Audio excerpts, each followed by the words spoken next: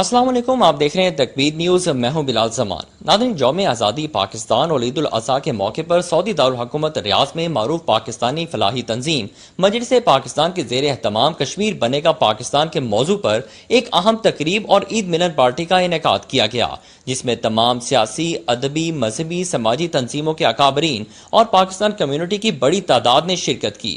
تقریب کے مہمان خصوصی سفیر پاکستان راجہ علی اعجاز نے تقریب سے خطاب کرتے ہوئے کہا کہ کشمیر کے رہنے والوں کا اپنا جو مقام اور حیثیت تھی اسے ختم کر دیا گیا ہے، جس کی وجہ سے آنے والے وقتوں میں وہاں پر مسلمانوں کی تعداد کم ہوتی جائے گی۔ انہوں نے کہا کہ دنیا کا کوئی کونا ایسا نہیں جہاں کشمیریوں کے حق میں لوگ نہ کھڑے ہوئے ہوں یا ان کا جھنڈا نہ لہرایا جا رہا ہو، لیکن ہمیں ان کے لیے اس سے کچھ بڑھ کر کرنا ہوگا۔ سفیر پاکستان نے مزید کہا کہ کشمیریوں کے لیے ہماری اخلاقی اور سفارتی مدد جاری رہے گی۔ انشاءاللہ کشمیر بہت جلد آزاد ہوگا۔ تقریب سے خطاب کرتے ہوئے مجلس پاکستان کے صدر رانا عبدالرؤف نے کہا کہ بھارت کا کوئی بھی ظلم و ستم آزادی کی تحریک کو دبا نہیں سکتا۔ اس قدر ظلم و بربریت ہونے کے باوجود بھی کشمیری اپنے موقف پر ڈٹے ہوئے ہیں۔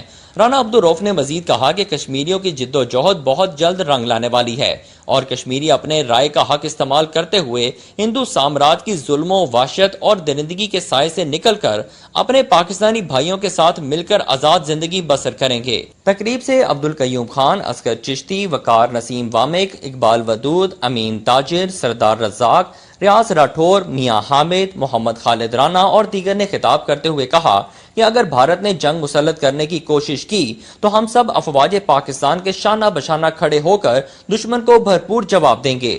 تقریب کے آخر میں کشمیریوں کی حمایت کے لیے قرارداد بھی پیش کی گئی، جسے حاضرین نے اپنی اپنی حمایت کی بھرپور یقین دہانی سے منظور کرتے ہوئے کشمیر بنے گا پاکستان کے نعرے بھی لگائے۔